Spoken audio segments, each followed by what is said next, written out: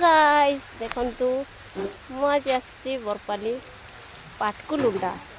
माछ पई जाल पई आसंतु देखिया माछ केमती कोन दउचंती आ केते रेट रे दउचंती आ से भाई कर ना कोन ताको फार्म देखिए आसंतु वीडियो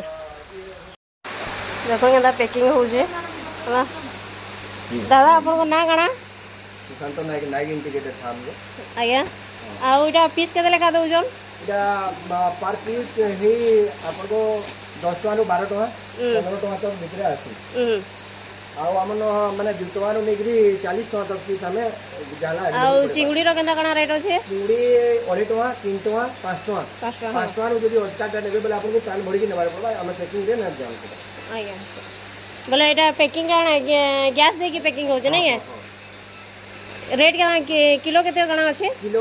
450 नु जितने गिरी 700 टका तक हमर किलो आ चिंगुडी रो चिंगुडी तमने किलो बोटा हमें किलो माने जालाटा एक्चुअली हाइब्रिड स्पेसीज था माने केजी रे न जाय सेटा पीस हिसाब से जाती आ कण बोटा में 600 टका रो आ कण चाष कर जइनु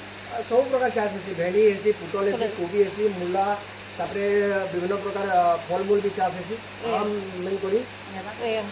नेवाले केनता कण सुविधा नेबार आपन नहीं पारबे नहीं ऑर्डर करले आपन पठे दे पारबे पठे भी दे पारबे ठीक अछि थैंक यू